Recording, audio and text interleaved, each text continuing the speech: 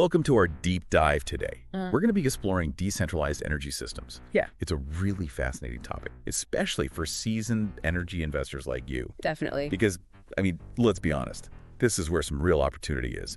We're talking solar, wind, and battery tech. Yeah.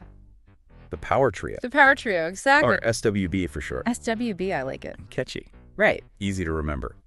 So, you've provided a really fascinating collection of research reports from MIT, and we're going to kind of extract the golden nuggets of insight from these reports to help investors understand the benefits of these decentralized energy systems. Great. So to kind of set the stage a little bit, there's a big shift happening in the energy sector. Absolutely. Right? A move away from that old centralized power grid. Yeah, that old kind of rigid system. Yeah, the one we've relied on for so long, towards, more distributed, flexible, and renewable systems. Right. This transition, it's driven from several factors, right? Like the falling costs of renewables. Advancements in energy storage. Yeah. And just a growing desire for cleaner and more resilient energy solutions. And more control, right, over Yeah. your own energy destiny. Absolutely. Individuals, companies, even communities. Exactly. Now, one of the things that really jumped out at me from the MIT research is this concept of the Great Abandonment, as predicted by Rethink X. Yeah, that's a big one. Right. This isn't just about adding a few solar panels here and there. Right. Rethink X is suggesting a wholesale abandonment of the traditional grid as SWB systems become increasingly cost competitive. It's a bold prediction. It's a bold prediction. So, I mean, how does this Great Abandonment, what does it actually look like in practice? Well, imagine a future where your home, your business, your entire community is generating its own power. Right. Primarily from solar and wind. Right. And it's storing that energy efficiently using batteries. Okay. We're talking about a very different energy landscape, much more distributed, much more flexible. So essentially, we're moving away from relying on these massive power plants. Exactly. And these, long-distance transmission lines. And all the energy loss Yeah. that occurs, along those lines. To a system where energy is generated and consumed much closer to the source. Right. Which is fascinating. Yeah, and much more efficient, much more resilient as well. And it seems to really tie into this global shift towards renewables that we're seeing. It does. It's not just a trend in a few isolated markets. It's a global phenomenon. It's global, absolutely. Yeah. So for investors like our listeners who are, really keen on understanding this sector, this transition creates, a ton of new opportunities. Absolutely. But it's also a pretty complex landscape to navigate. It is. Where do you even begin to make sense of it all? Well, I think it's crucial to really understand those underlying forces driving this change. Right. And, one of the key factors is that the economics of renewables are becoming increasingly favorable. Solar and wind power are now cost competitive with, and in many cases, cheaper than fossil fuels in many parts of the world. Yeah. And that cost advantage is only going to increase as technology continues to improve. Absolutely. And that brings us to battery technology, which is another crucial piece of the puzzle. Batteries address one of the key challenges with solar and wind power, which is their intermittency. Right, because the sun isn't always shining. Exactly. The sun doesn't always shine. And wind doesn't always blow. The wind doesn't always blow. So how do you ensure a reliable supply of energy when you're relying on these intermittent sources? That's where batteries come in. They act as this buffer, storing excess energy when it's plentiful and releasing it when needed. So they smooth out those fluctuations, essentially, for renewable energy production. Exactly. They enable you to use solar and wind power more reliably, even when the sun isn't shining or the wind isn't blowing. Now, the MIT research goes into some pretty interesting detail about different battery technologies. It does. What are some of the key advancements that you're seeing, and what do they mean for investors? Well, we're seeing incredible innovation in the battery space. Yeah. Lithium-ion batteries are, kind of the dominant technology right now. They're relatively cheap. They have a high energy density, and they're constantly improving. Right. But we're also seeing exciting developments in other areas, like redox flow batteries, which are very durable and well suited for that kind of grid scale storage. And even, things like metal air batteries, which have the potential to be incredibly energy dense. Interesting. Although they're still in the early stages of development. Yeah. Mm-hmm. So it's a rapidly evolving landscape for sure. It is. And, it leads us to a fundamental question. Okay. What does this decentralized energy future mean for the companies that have traditionally dominated the energy sector? The big utilities. The big utilities, exactly. I mean, are we talking about a complete disruption of the industry, or is there a way for these traditional players to adapt and thrive in this new landscape? It's a time of great change and uncertainty for the utility industry, that's for sure. You know, that old model of centralized generation and distribution, that model is being challenged. Right. But I don't think that necessarily means the end of utilities as we know them. So they have a choice to make. Adapt or become obsolete. Exactly. Adapt or become obsolete. And the smart utilities are recognizing this. They're already taking steps to adapt. They're investing in renewable energy projects. They're building out smart grid infrastructure. And they're even exploring new business models that embrace decentralized energy. Okay. So instead of seeing decentralized energy as a threat, they're starting to see it as an opportunity. Interesting. So to recap, we have this shift happening away from the old centralized grid towards a more decentralized system powered by solar, wind, and batteries. And, within that shift, we have both new players, these startups and innovators, and the more established utilities kind of vying for position. That's it. It's a very dynamic landscape. But for investors who understand the key trends and drivers, it's also a landscape full of opportunity. It absolutely is. I think one of the keys to success in this space is to identify the companies that are leading the charge. Yeah. The ones that are truly innovating and driving this transition forward. So let's talk about some of those companies. Who are some of the key players that investors should be watching? Well, a company that comes to mind immediately is Tesla. Yeah. They've been at the forefront of both electric vehicles and renewable energy. Their Powerwall battery systems, their solar panel installations, they're already playing a major role in popularizing these decentralized energy solutions. Tesla is definitely a household name. Yeah. Are there other companies making waves that maybe aren't as well known? Absolutely. There are a number of innovative startups, smaller companies developing cutting-edge technologies, new business models in the decentralized energy space. You've got companies like Sunrun, Enphase Energy making significant strides in residential solar and energy storage. And then there are companies like STEM, Advanced Microgrid Solutions, focusing on more complex solutions for commercial and industrial customers. It sounds like a whole ecosystem is emerging. It is. It's a whole ecosystem, and it's growing rapidly. As the economics of renewables continue to improve and as awareness of the benefits of decentralized energy grows, we can expect to see even more innovation and investment in this space. So for investors, it's not just about picking the right companies. It's about understanding those broader trends and forces at play. Absolutely. And being able to identify those emerging opportunities. Yeah, you need a holistic view of the energy landscape. You got to be able to connect the dots between technology, economics, and policy. Now, we've talked a lot about the potential benefits of these decentralized energy systems, but what are some of the challenges, some of the obstacles that still need to be addressed? What could potentially hinder this transition? Well, the potential is enormous, but there are hurdles to overcome. One of the key challenges is grid modernization. Okay. We need greater flexibility. The existing grid infrastructure, it was designed for a centralized model. It's not always well suited to handle the variability and decentralization that comes with renewables. Yeah, because now power is flowing in multiple directions, Exactly. not just one way. So we need a smarter grid We need a smart grid. that can manage these distributed energy resources effectively.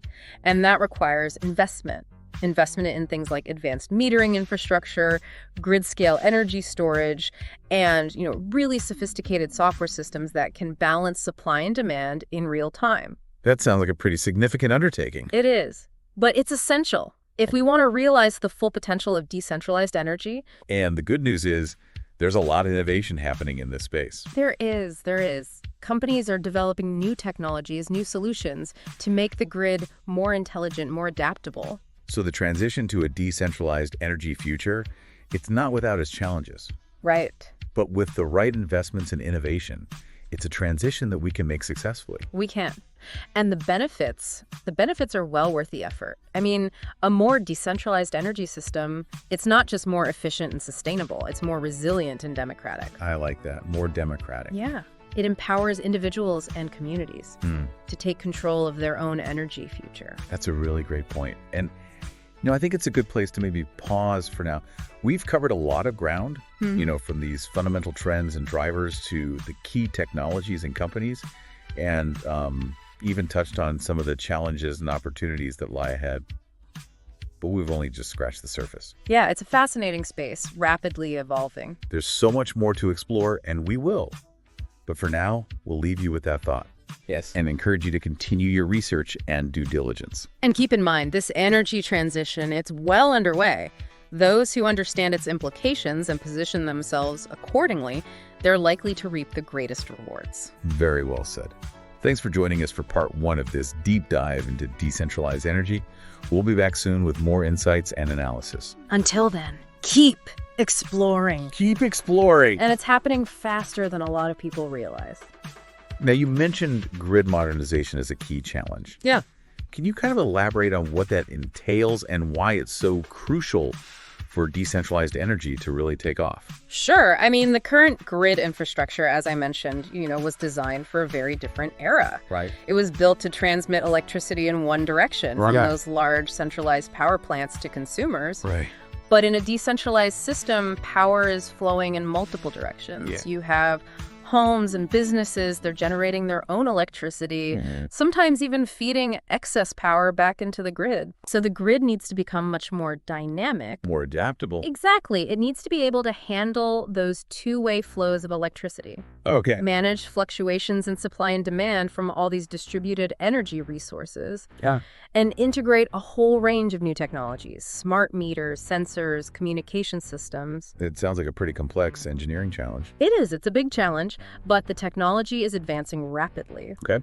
There are a lot of smart people working on solutions. Good. For example, we're seeing the development of these microgrids, Okay. which are essentially self-contained grids that can operate independently of the main grid. Interesting. They can be used to power individual buildings, communities, even entire industrial campuses, Wow. providing a lot more reliability and resilience. So even if there's a power outage on the main grid, Exactly. these microgrids can keep the lights on. Yeah, they can island themselves from the main grid Wow. and continue operating using their own local energy resources, like solar panels, batteries, backup generators. So it's not just about making the grid smarter. Right. It's about making it more robust. Absolutely. More resilient. And that's particularly important, as we face the growing threat of climate change Yeah. and the increasing frequency of extreme weather events. Of course. Decentralized energy systems with their distributed nature, their ability to operate independently, they're inherently more resilient to those kinds of disruptions. Ray, that's a good point. So, yeah, resilience is a key benefit here. Now let's shift gears a little bit and talk about the economic implications of this transition. Sure. Because ultimately, that's what's driving a lot of these investment decisions. Of course. And the economics of decentralized energy are becoming very compelling. Yeah. As the cost of solar, wind, and battery technologies continues to decline, Right. they're reaching a point where they're not only competitive with traditional energy sources, but often even cheaper. So we're talking about a potential paradigm shift in the energy market. We are. It's a big shift. It is. And this shift is creating both opportunities and challenges for investors. Okay. On the one hand, there's this huge potential for growth in the renewable energy and energy storage sectors. Yeah. But on the other hand, it's disrupting the traditional business models of utilities It is. and creating some uncertainty for investors who are used to the old way of doing things. It's a classic case of disruption, I think. It is. Where new technologies and business models are kind of shaking up an established industry. Absolutely. And as with any disruption, there will be winners and losers. Right. The companies that are able to adapt, that are able to innovate, they will thrive in this new landscape. Right. While those that cling to the old ways, they're likely to fall behind. Yeah. So for investors, it's really about identifying those companies that are positioned to lead this transition. Exactly. It's about looking for companies that are developing and deploying these innovative technologies, that are building new business models around decentralized energy, Right. and that are partnering with utilities and other stakeholders to create this more sustainable and resilient energy system. We've talked a lot about the technological and economic aspects of decentralized energy. Yes. But what about the policy and regulatory landscape? Yeah. What role does government play in fostering or hindering this transition? That's a crucial question because policy and regulation can have a huge impact Yeah. on the pace and direction of the energy transition. Right. In some cases, Government policies can create these incentives for the adoption of renewable energy and energy storage technologies through things like tax credits, subsidies, renewable portfolio standards. So the government can actually act as a catalyst for change. Exactly. But in other cases, outdated regulations or a lack of political will can create barriers to entry for new technologies and business models. That's true. For example, we've seen some utilities, they've been very successful at lobbying for regulations that make it difficult for homeowners to install solar panels or to sell excess electricity back to the grid. I heard of that. So it's a mixed bag, with some governments embracing the transition to decentralized energy, while others are, more resistant to change. Just slower to adapt. Exactly. And it's really important for investors to pay attention to the policy and regulatory environment in the markets they're considering. Because it can have a big impact on the profitability of their investments. Now let's zoom out a little bit and talk about the broader implications of this energy transition. What are some of the potential geopolitical consequences of a world that's more decentralized and more renewable powered? That's a fascinating question, and one that's starting to get a lot of attention. Because, the current geopolitical landscape, it's heavily influenced by the dependence of many countries on fossil fuels. Of course. Particularly oil and natural gas. So if countries can become more self-sufficient in their energy production through renewables, it could potentially shift the balance of power. It could reduce the leverage that oil-producing countries have over energy-importing countries, leading to a more multipolar world with less potential for conflict over energy resources. That's a very optimistic scenario. It is. But are there any potential downsides to this shift? Could it create new geopolitical tensions or exacerbate existing ones? It's definitely a possibility. For example, the transition to renewable energy could create some economic challenges for those countries that are very reliant on fossil fuel exports, potentially leading to instability or even conflict in those regions. So it's not a simple equation. It's not. There are both potential benefits and risks associated with this transition. And it's important to kind of consider all sides of the equation. It's a complex issue with far-reaching implications, but I think it's safe to say that this transition to a more decentralized and renewable-powered world is one of the most significant geopolitical developments of our time. It really is a big one. It is. Now, let's bring it back to the individual investor. What are some of the key takeaways from our discussion today? What should investors be thinking about as they consider opportunities in the decentralized energy space? Well, I think the key takeaway is that this is a transformative shift that's already underway. It is. And it's creating a lot of opportunities for investors who are willing to do their homework, make informed decisions. It's important to understand the underlying technologies, the economic drivers, the policy and regulatory landscape. But it's also important to think long-term. Be patient. This is not a get-rich-quick scheme. It's not. It's a fundamental shift in how we produce and consume energy, and it's going to take time to play out. It's a long game. It is. It's a long game. So it's really about, having a vision for the future of energy and investing in the companies and technologies that are shaping that future. Absolutely. It's also about being adaptable, being willing to adjust your investment strategy as the market evolves. Of course. Because this is a very dynamic space. There's constant innovation, constant disruption. You got to stay on top of it. You do. One of the things that's really struck me in our conversation today is the potential for decentralized energy to not only transform the energy sector, but to have a much broader impact on society as a whole.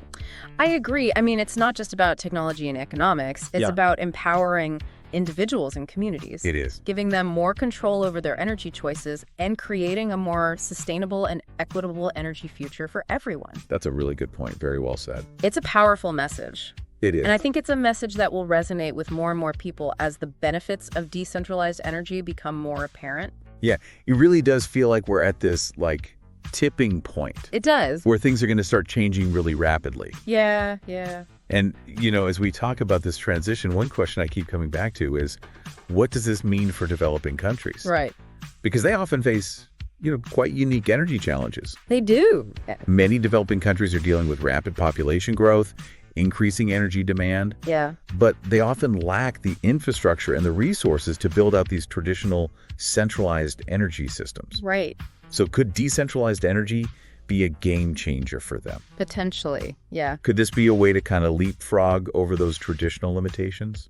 I think it has the potential to be. By deploying these decentralized systems, these countries could bring electricity to remote areas, reduce their reliance on imported fossil fuels, create new economic opportunities. Right. It's a chance to build a more sustainable and resilient energy infrastructure from the ground up. Yeah, it's fascinating to think about the ripple effects, not just in terms of energy access, Right.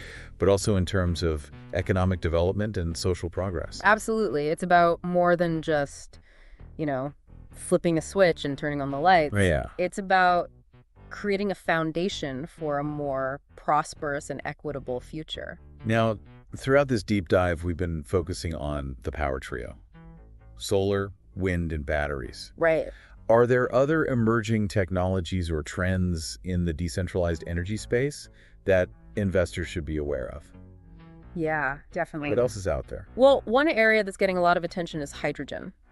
Okay. It has the potential to be this very versatile energy carrier, used for everything from transportation to power generation to industrial processes. But it's not just about replacing gasoline in cars. Yeah. It's about a much broader application of hydrogen. Much broader as a fuel source. As an energy carrier, that's right. And when it's produced using renewable energy, then it becomes a truly clean and sustainable fuel. Exactly. Are there any companies or projects leading the way in this area? There are companies like Nel Hydrogen, Plug Power. They're developing hydrogen fuel cells, electrolyzers. Okay. And there are more and more pilot projects popping up around the world exploring the use of hydrogen in various sectors. It's definitely a space to watch. Definitely a space to watch, yeah. Now, before we wrap up, I want to touch on one more topic that I think is often overlooked in these discussions. Okay. And that's the role of the consumer. The consumer, right. Because ultimately, the success of this whole transition depends on consumers embracing these new technologies. Yes. And changing their energy consumption habits. Absolutely. It's not just about building the infrastructure. Right. It's about changing behavior. It's about changing how we think about energy. Exactly. Consumers need to become much more active participants in the energy system. Right. Making conscious decisions about when and how they use energy, adopting energy-efficient appliances and technologies, Okay. even becoming prosumers by generating their own electricity. So it's a shift from being passive consumers of energy to being much more empowered energy managers. Exactly. I like that. And that shift is already starting to happen as more and more people become aware of the benefits of decentralized energy and the tools and technologies that are available to them.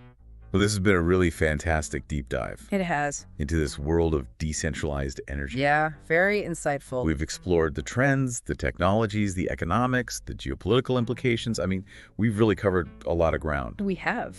And I think, it's safe to say that this is a truly transformative shift that has the potential to reshape not just the energy landscape, but our world as a whole. I couldn't agree more. It's a very exciting time to be involved in this space. It is.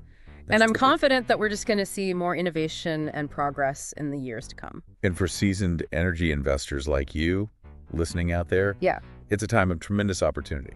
The key is to stay informed, be adaptable, and invest wisely. As we conclude, I'd like to leave you with one final thought to ponder. Okay. How might decentralized energy systems foster greater community resilience and self-reliance, particularly as we face these, looming challenges of climate change and other global issues? That's a really great question to consider. It is. And on that note, we'll wrap up this deep dive. Sounds good. Thanks for joining us. Thanks for having me. Time.